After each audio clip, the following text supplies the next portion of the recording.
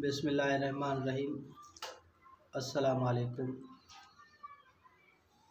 जी त मां इसरार हुसैन ख़ासकेली PhD 1990 खां जेको सो इन प्राइमरी टीचर जी हैसियत सां कमु करे रहियो आहियां।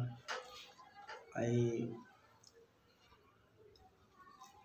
असां जेको सो मौजूदा हालात के मद्देनज़र रखंदे सिंधी ॿोलीअ ते कुझु ॻाल्हाइण जे लाइ तव्हां सां मुतारफ़ थियण जे लाइ हाज़िर थियो आहियां।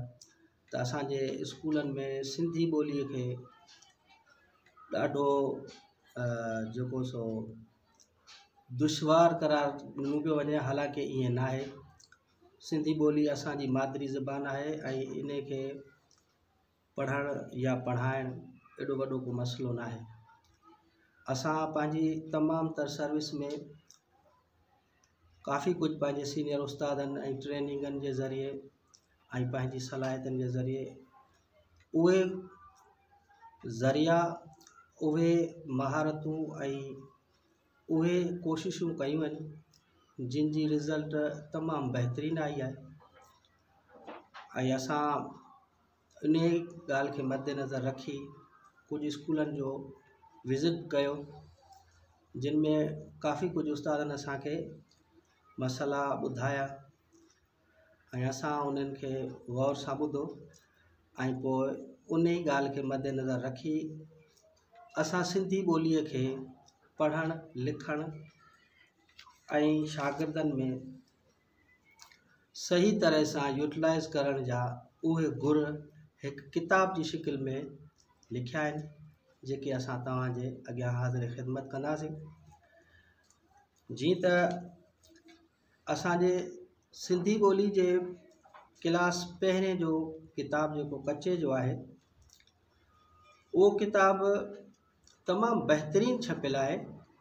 उनमें अखरनि, आवाज़नि, लफ़्ज़नि, जुमलनि जा बहितरीनु मिसाल तस्वीरुनि सां गॾु मौजूदु आहिनि। उन जे बावजूद बि असांजा उस्ताद सही तरह सां उन खे फॉलो न करे रहिया आहिनि ऐं जंहिंजा नताइज जेके आहिनि से बहितर नथा अचनि। इन जो सिर्फ़ु इहो आहे त असांजा उस्ताद उन खे सही तरह सां जीअं पढ़ाइणु खपे न पढ़ाए रहिया आहिनि, उनजी बिल्कुलु उबतड़ करे रहिया आहिनि। हालांकि तस्वीरुनि जो हुजणु बहितरीनु आहे, पर ईअं न जीअं ही पढ़ाइनि था। जीअं त सिंधी ॿोली खे सही तरह पढ़ाइण में असांजी रिज़ल्ट जेका आहे जीपो तीअं ख़राबु थींदी वञे, इन जा कुझु सबब आहिनि जेके मुनाचिर पंहिंजी प्राइमरी स्कूलनि जे उस्तादनि जी रहनुमाईअ लाइ सिंधी ॿोली खे पढ़णु लिखणु, अखरनि, आवाज़नि, लफ़्ज़नि ऐं जुमलनि खे सही तरह अदा करण लाइ क्लास पहिरें जे किताब खे पढ़ाइण जा कुझु उसूल बयानु कया आहिनि। उहे उसूल जेके अॼु खां पहिरीं असांजा उस्ताद अपनाईंदा हुआ, उहे उसूल जेके असांजा उस्ताद अपनाईंदा हुआ, असां उन्हनि उसूलनि खे बिल्कुलु फॉलो कोन पिया करियूं, जंहिंजो नतीजो इहो थो निकिरे त मौजूदा दौर में सिंधी ॿोली असांखे ॾुखी पढ़णु लॻे पई, जॾहिं त ईअं न आहे। असांखे उन्हनि उसूलनि खे अपनाइणु को ॾुखियो मरहलो या ॾुखी ॻाल्हि न आहे। अपनाइणु ज़रूरु आसानु आहे, का अहिड़ी ॾुखी ॻाल्हि कोन्हे।